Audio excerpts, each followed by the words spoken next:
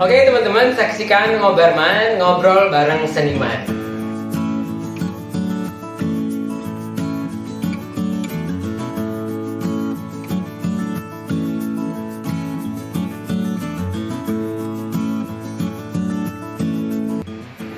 Assalamualaikum bro, dari Ngobarman, ngobrol bareng seniman, ketemu lagi. Malam ini kita akan berkunjung ke tempatnya Daben atau Benny Krishna. Ini prestasi-prestasi yang udah didapat. Kita akan bongkar bagaimana Daben dulu dari semasa awal, dari kecil sampai dia berhasil. Saksikan terus Ngobarman, ngobrol bareng seniman.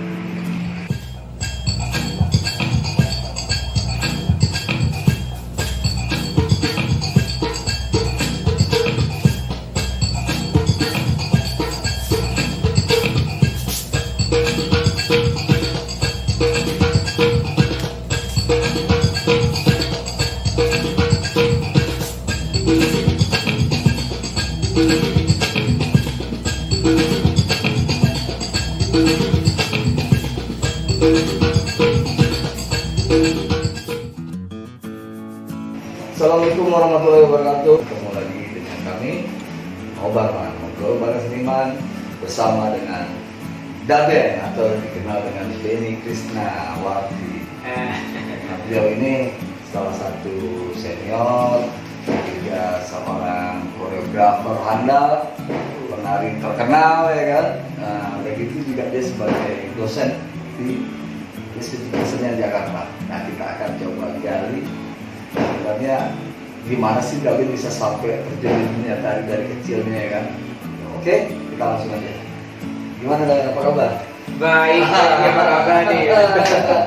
Jadi gini Daben, kita kan mendengar sepak terjang Daben nih dari tarian-tariannya yang spesialis kontemporer lah kalau kata orang kayak gitu kan. Dari kecil sampai senang terjun ke dunia tari itu bagaimana? Oh, ya, saya senang sekali ya karena kita bisa ngobrol-ngobrol gini. Karena saya juga terus terang juga ketemu sama Mas Feby ini juga susah loh. Karena beliau juga sibuk. Ya, saya juga ada banyak kebutuhan sama Mas Feby. Banyak banget masalahnya. Sampai malam ini juga baru kita ketemu. Nah, terkait sama saya sekarang sebenarnya, apa ya, dunia tari sebenarnya dunia ini juga sebenarnya buat saya dunia yang terdampar juga sebenarnya. Terdampar. Jadi tidak ada niatnya untuk masuk awalnya di zaman saya masih SMP, SMA gitu ya. SMA akhir baru mulai. Tapi SMP ada SD, SMP itu nari itu sebenarnya nggak terlalu ini banget sebenarnya. Oh jadi belum eksis banget di situ ya katanya. Belum terlalu mau apa ya, karena senang-senangnya saat itu memang olahraga. Oh, Olahraga kan. Saya olahraga apa aja sampai SMP. Olahraga apa aja. berarti sebenarnya lebih ke atlet sebenarnya. Atlet. Condongnya. tapi mungkin karena darah saya yang darah seni. Bapak itu termasuk seniman musik. Tapi bapak dari kakek, bapak itu seniman musik. Tapi beliau ini lebih banyak ke musik modern. Kalau bapak itu spesialisasinya di gitar, di biola. Oh berarti memang turun. Ibaratnya buah tidak jatuh jauh dari pohon. Ya betul, itu kan ya darah seninya. Darah seninya. Nah tapi kalau tarinya sebenarnya saya mau mulainya itu justru malah terlambat ya, terlambat. Dengan kata orang, nari itu sebenarnya bagusnya dari umur 9 tahun, minimal 9 tahun atau apa namanya lebih muda dari itu lebih bagus. Tapi saya itu mau mulainya justru umur 17 tahun, umur masih hampir 16-17 tahun. Oh udah remaja tuh ya. Udah remaja, dan itu sudah terlambat sebenarnya. Nah itu terdamparnya itu karena ini Mas Feby. Jadi terdamparnya itu karena waktu saya kelas 2 SMA. Saya dulu bukan SMA loh, saya SMEA. Oh semua. Tidak ada tidak ada sekolah kesenian waktu itu. Kalau di SMEA Jadi benar-benar basic seni itu tari itu nggak ada sama sekali. nggak ada sama sekali. Tapi pada saya kelas 2 hingga SLTA itu, saya di daerah saya itu lagi butuh penari.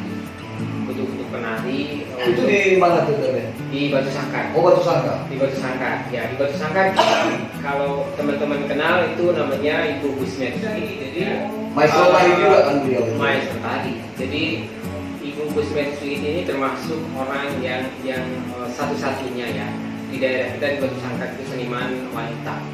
Dan beliau ini yang mengajak saya di waktu kebutuhan penari untuk penari laki-laki.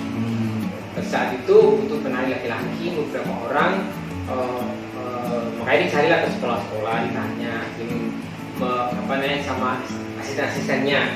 Saya ketemu, ditawarin sama asistennya, mau nari enggak gitu, enggak, saya suka nari gitu. Karena konotasinya saat itu kan nari gitu lah, kayak cewek gitu, perempuan. Nah, karena saya itu masih atlet olahraga main bola apa segala macam. Main bola, bahaya berarti deh. Saya spesialis kiper dulu. Wis, Tapi berarti kiper pendek. Mario Kempes kalau zaman dulu. Ya tapi ada cerita juga berakhirnya saya keluar dari bola karena saya faktor saya selalu kalah dalam kompetisi, dalam seleksi kiper itu saya kalah di tinggi. Akhirnya saya mulai berpikir kayaknya nggak mungkin jadi kiper kan. Nah saya mulai berpikir diajakin sama waktu itu untuk nari. Saya iya gitu coba aja ya. Iseng gitu ya, karena iseng. Karena yang menarik buat saya waktu itu asisten dari Ibu Gusmiati menarik saya buat itu waktu itu karena saya ditawarin ini bukan nari loh, tapi ada unsur silatnya. Gitu kan. Pancing. Iya, dari silat. Kalau ada unsur silat saya mau. Karena kebetulan saya dari SD sudah belajar silat. Itu udah belajar silat. Saya belajar silat waktu itu alirannya ada satu aliran silat tradisi Lintau waktu itu. Lintau kan. Nah, saya kebetulan senang itu dan belajar silat dari SD dan ditawarin SMA, jadi saya udah mana nih silat gitu kan. Nah, masuklah waktu itu. Oke deh, saya mau gitu. Nah, saya langsung terpilih dari karena mungkin karena punya basic silat tadi jadi udah bagus kali ya kan. Jadi terpilih dari yang dipilih waktu itu berapa orang ya. Jadi dipilih laki, saya lupa berapa orang. Di situ saya nari. Akhirnya nari memang waktu itu tadi mau silat. Tapi setelah program itu selesai waktu itu kayak kita tari masal gitu, kolosal gitu kan. Waktu itu kan senang ya. Nah itu setelah selesai program itu kok berlanjut gitu. Si Ibu Giet, Ibu Gusmiati panggilannya kan Bu Giet kita. Nah Bu Giet menawarkan, Benny mau ikut lagi nggak? Ya. Saya mikir wah enak juga ya gitu, karena silat-silat nih, karena ada banyak unsur silatnya. Nah dari situlah berlanjut. Jadi sebetulnya terdamparnya di situ sebenarnya. Jadi ayo mulai menikmati. Oke kita duitnya lagi kan? Belum kan? Waktu itu belum ada. Belum. Kalau kita sekarang udah dapat duit kan? Oh iya dong. Dulu enggak. Belum ya. Belum.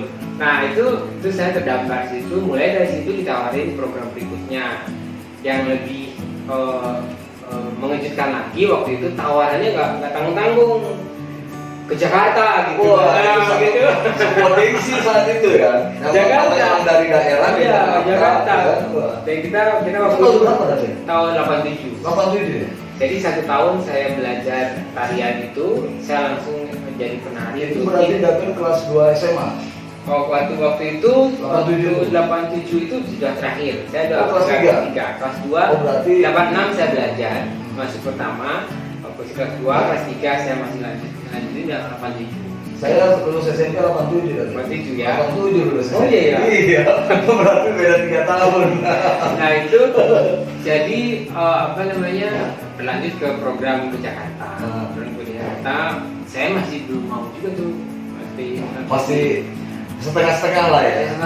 Jiwa atlet itu masih ada. Masih kuat jiwa atlet ya. Masih ada jiwa atlet itu masih ada.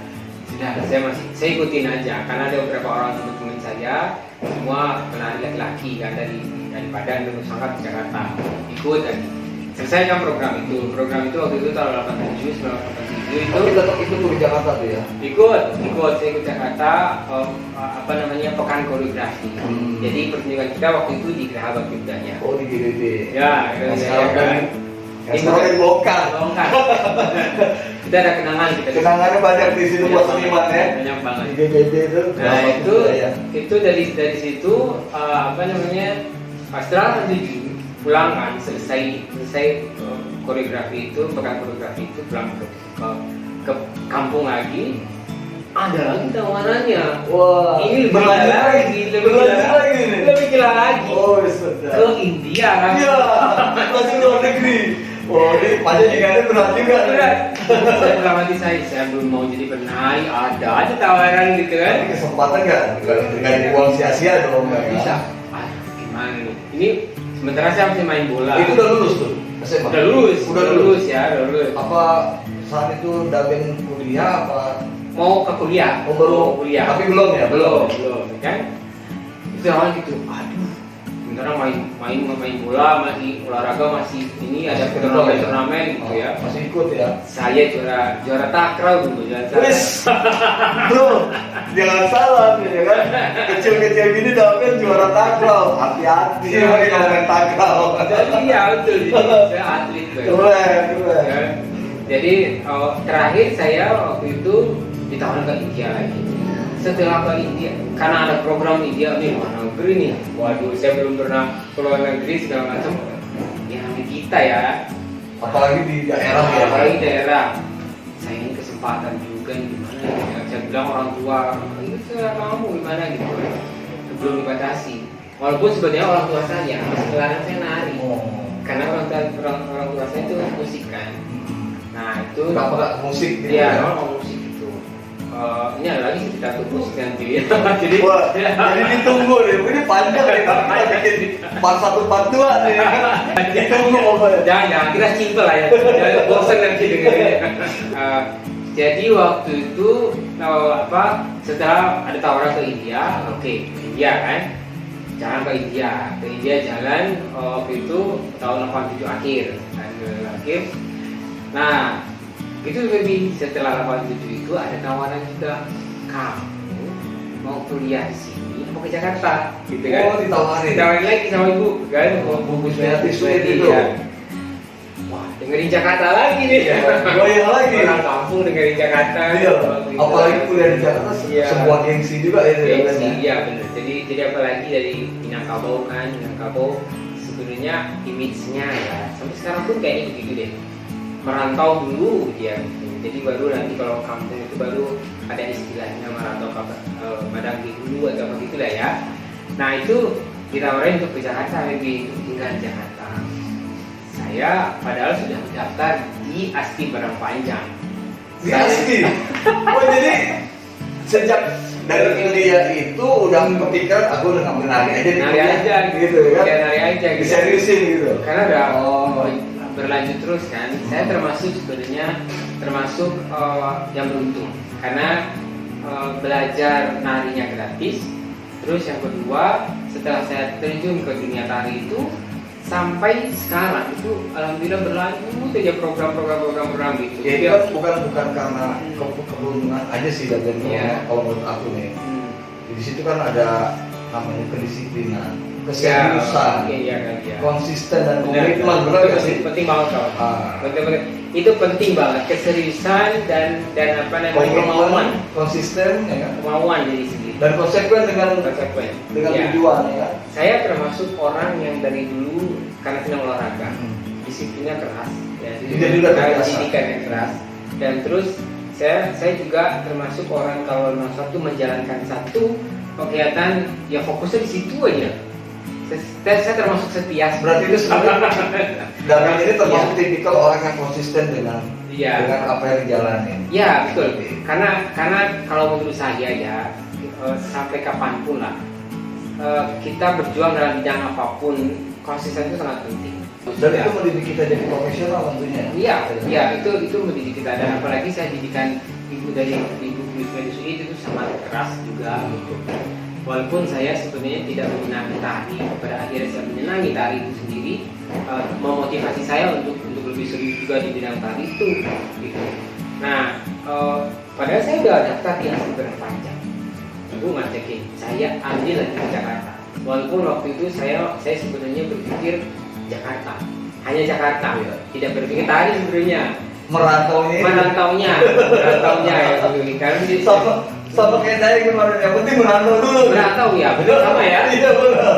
Kebetulan kita sama Daeng satu kampung, satu kota. Oh, satu kota. Jadi kita tinggal sama Daeng itu di kota Batu Sangkar persis. Makanya saya sangat dekat sama Daeng. Oh gitu. Nah itu emang prinsip laki-laki mungkin seneng. Iya, karena beliau tuh kemarin Daeng bercerita bahwa pokoknya bagaimana gue bisa merantau dulu nih. Iya. Gitu. Ada istilahnya Feby, kalau di ini apa namanya, merantau madang itu babuah bertemu Bandung. Merantau istilahnya merantaulah kamu dahulu. Nanti kalau setelah selesai baliklah ke kampung dan itu akan berguna. Iya, itu betul. bahasa Indonesia seperti itu. Paling tidak menjadi inspiratif bagi adik-adik di sana ya kan? Iya, yaitu. Terus yang kedua, setelah saya ke Jakarta tapi saya harus komik. Oh iya. Komik. Jadi hari-hari saya itu hanya tari dalam hidup saya. Di situ saya mulai stres karena ternyata dalam tari ini sulit, saya harus berjuang dulu. Ini maaf saya perjuangan dulu sama ibu waktu itu, ibu Gusmeti juga belum terlalu punya fasilitas yang memadai, tinggal tempat kontrakan, kita berjuang sama-sama. Apalagi di tahun itu ya? Iya, apalagi di tahun itu. Nah, tapi intinya kalau saya bilang itu konsisten itu diajarkan ibu ke saya, itu berani berkomitmen untuk menghadapi tari ini, belajar nari ini dengan cara disiplin. Tiap hari saya sudah harus bangun pagi. Saya sudah harus masak air. Masak air bukan untuk saya.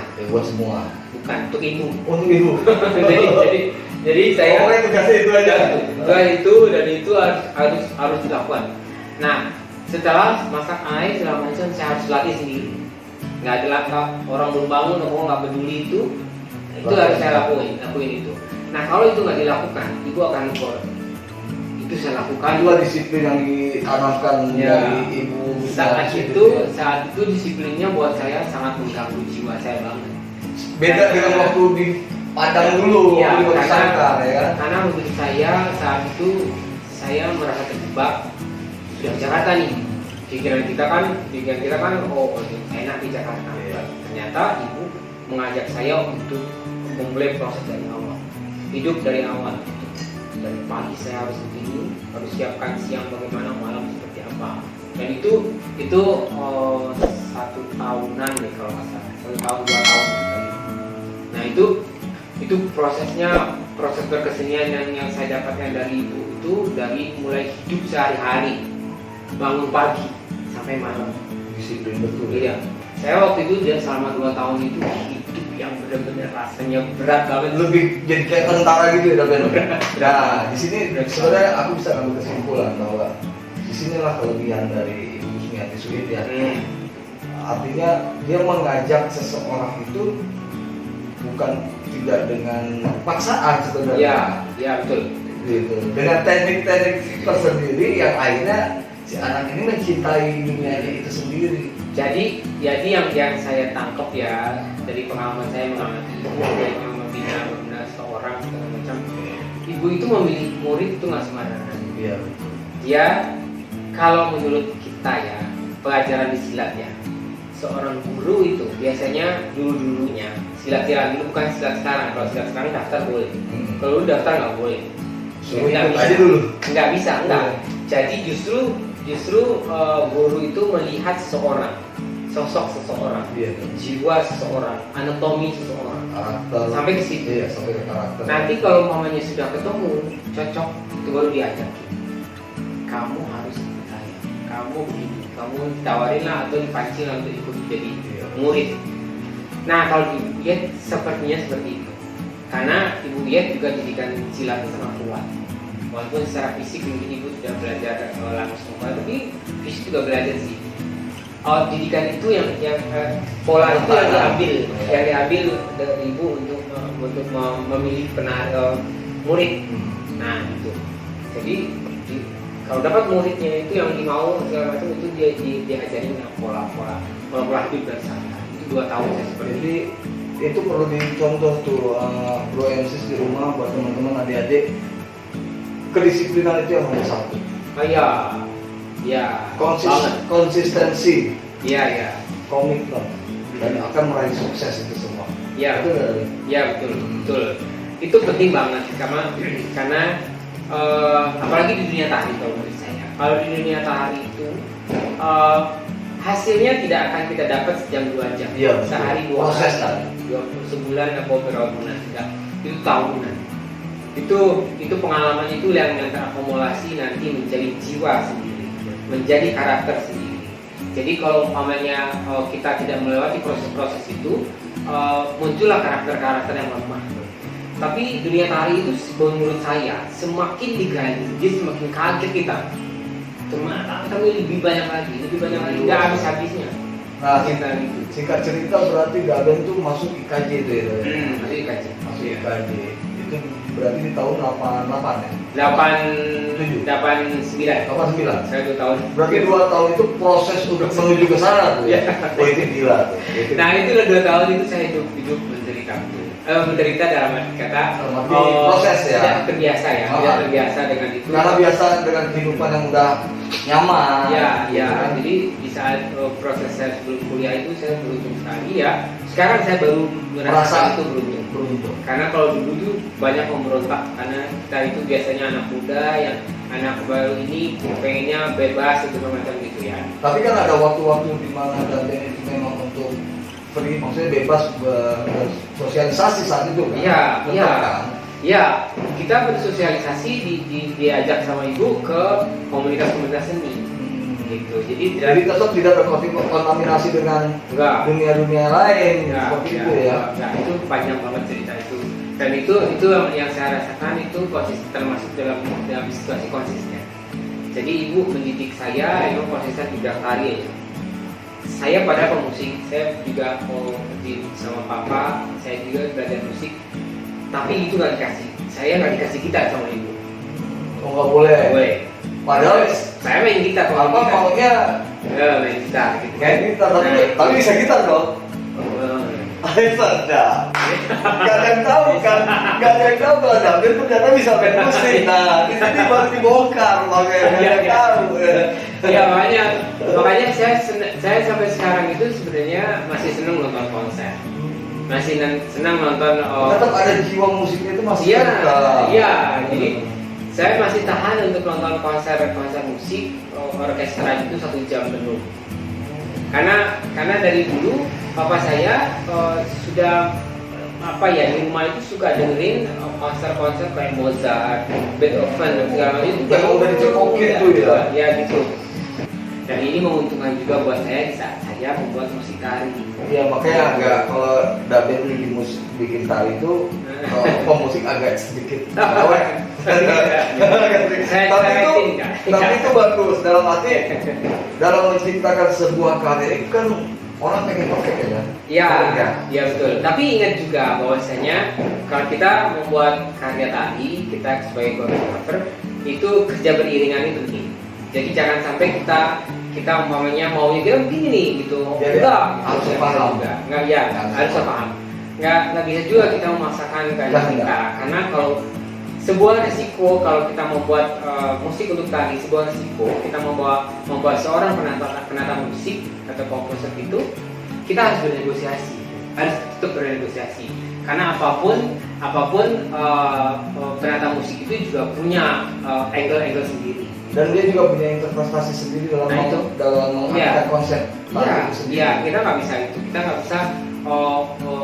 maunya kita seperti ini akhirnya nggak ketemu. Kita harusnya sebenarnya dalam berkarya, kalau menurut saya pemusik berkarya, kita berkarya, jadi beriringan ketemu dalam satu titik. Itu lebih bagus begitu. Jadi tidak kita yang mendirect, kita seperti ini.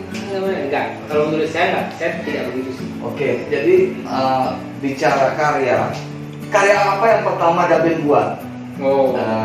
Yang mungkin itu menjadi satu acuan buat Daben untuk proses-proses karya selanjutnya kan? Ya. Otomatis.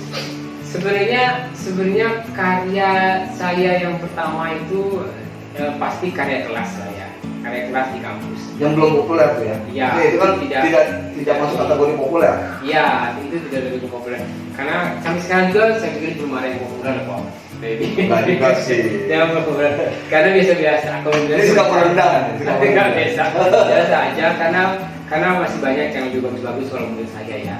Tapi kalau saya ditanya kapan mulai pertama bikin koreografi, itu saya pertama kali yang saya mengenal koreografi, yang saya membuat karya koreografi itu hanya untuk karya kelas. Karya kelas saya ujian, ya? Untuk ujian saya di IKJ, kita Institut Kesenian Jakarta.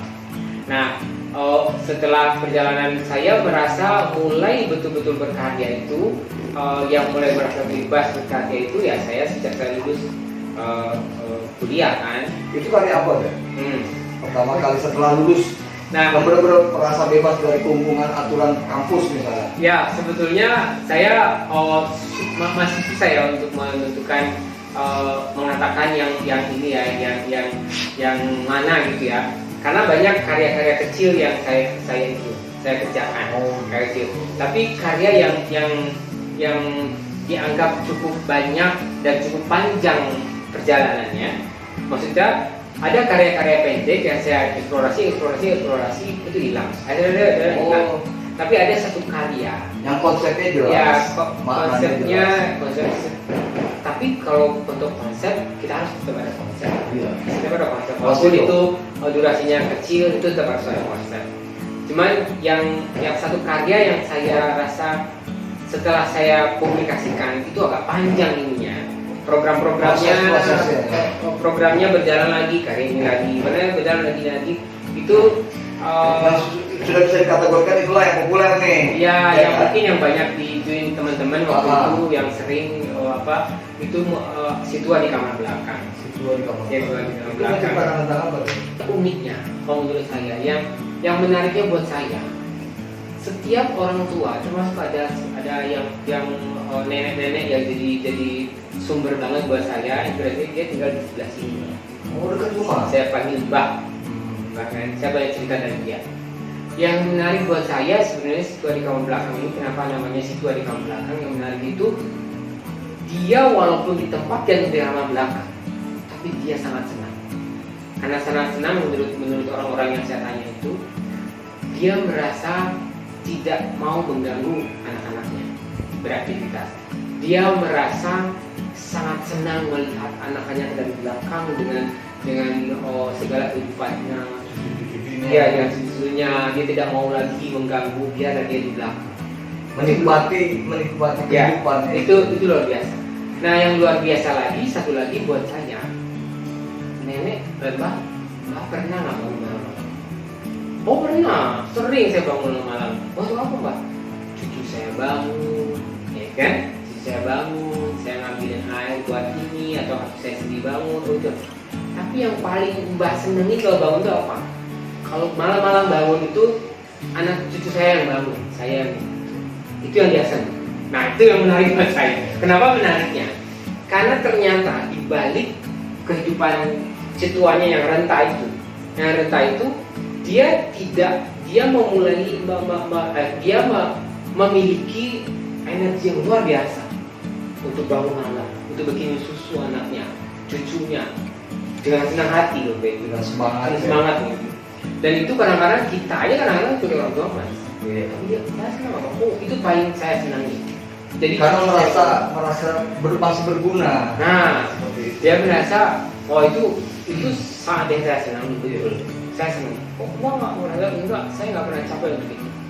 Berarti itu ada energi yang lebih. Akhirnya dari cerita itulah menimbulkan inspirasi Daben membuat itu. Iya. Karena semangat si tua renta itu tadi. Nah, tapi yang saya balik dalam karya saya itu tidak ada satupun yang menggambarkan si tua renta. Nah, itu pernah menggambarkan semangatnya aja. Nah itu.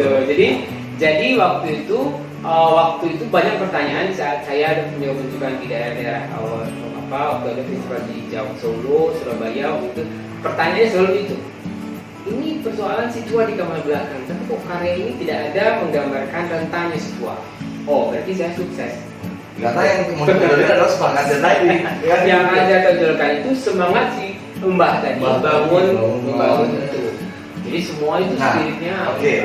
Berarti itu kan termasuk karya Daben yang sukses lah ya. Ya. Kita harus sukses lah. Karena sudah sudah dibawa kemana-mana, ya kan, dengan penghargaan. Ini ada di tembok-tembok sini mungkin. Cuma karena kameranya satu kita nggak bisa ini ya. Nanti aja kalau kameranya dua. Boleh di apa nantinya lagi. Banyak penghargaan yang Daben dapat lah. Kira-kira apa pendapat dari si ibu tadi, Bu Sumiati Sukir, atas hasil karya Daben? Ketika pertama kali dia melihat, karena kan beliau yang mendidik Daben dari nol sampai jadi, setelah membuat karya apa? Kalau ibu itu penting loh. Ya, kalau ibu lihat perlu kita ketahui itu guru yang menurut saya yang tidak pernah saya menerima dan tidak pernah saya menerima itu yang guru yang menurut saya strength lah ya, killer ibarat ya. Dan nggak pernah. Jadi kalau menurut pertanyaan Mas Baby tadi, karya apa sih yang disenangi ibu di saat saya berkarya? Tidak ada. Jadi apa dia mungkin memendam supaya tidak beranggapan bahwa ada kebanggaan yang berlebihan dari Daben, mungkin seperti itu kali. Dia tidak mau membangun saya cepat puas, itu sebenarnya. Jadi dia tidak mau tapi saya dengar dia suka cerita seneng ke karya saya. Nah, tapi di depan saya. Nah, kita kan pengen tahu tuh karya yang mana tuh Daben, yang pernah Daben dengar dari teman-teman nih. Sebenarnya kalau karya yang sama Ibu Bu Sumiati itu saya yang disenangi beliau, karyanya Daben. Karya yang saya waktu saat ini sama Buana Satria itu Baku Tiko. Baku Tiko itu karya yang saya angkat tradisi banget lah. Jadi itu banyak prosesnya di Buana Satria. Karena saat berproses itu kita juga berproses yang lain. Jadi di samping itu saya berkarya, di samping itu juga sudah nari, kan? Saya melahirkan karya Baku Tiko. Baku Tiko itu apa artinya? Baku Tiko itu ya kita harus bersifat. Sebenarnya kalau diartikan Indonesia itu kita harus arif. Itu bahasa apa? Baku Tiko itu bahasa Minang. Jadi kita harus arif dalam melihat segala sesuatu. Berketika. Jadi berketika kalau di bahasa Indonesia kan nggak kena ininya, nggak relevansinya nggak dapet. Jadi Baku Tiko. Jadi kalau Baku Tiko secara kalau kita jabarkan suatu sikap yang arif bijaksana, melihat memandang sesuatu. Nah itu semua sudah mulai saya masukin itu silat. Nah itu yang mungkin karya yang saya dengar nguping ibu agak seneng ya. Dan ibu juga tidak pernah mengatakan bagus, tidak pernah. Karena itu tadi didikan beliau yang keras, tidak mendidik jaim lah ya. Si ibu ini jadi jaim. Bagus sih, gitu. Tapi dalam hati. Ya. Jadi apa namanya dia kalau yang saya tangkap itu ibu tidak mau memberikan sugesti cukup. Tidak. Yang akhirnya membuat orang itu lupa ya. Bangga. Ya, ibu mungkin termasuk dalam karakter ibu dia sendiri, dia kan nggak pernah. Dia merasa 1 jam setelah pertunjukan melihat karya dia lagi, dia nggak mau. Dia nggak senang. Dia sering mengatakan setelah dia pertunjukan terus ditonton lagi itu karya bodoh, karya jelek kata dia. Padahal itu karya dia sendiri, karya beliau sendiri. Nah itu karakter ibu seperti itu, dan mendidik muridnya pun seperti itu. Ibu tuh nggak pernah mengatakan kalian nari bagus, tuh nggak pernah. Kalian bikin tari bagus, tuh nggak pernah. Tapi kita cukup dia beri sinyal gitu ya. Kita yang harus paham. Terus paham. Kalau itu nggak seneng loh, kita paham. Berarti memang didikan kolonial. Ya, kalau sekarang kan bagus sedikit ya nari, bagus ya, kamu bagus dari padahal belum tentu. Itu loh kita dengerin itu dulunya. Iya, itu nggak ada, nggak ada. Nah sekarang gini Daben, penghargaan apa sih yang udah dapat selama ini? Penghargaan? Iya.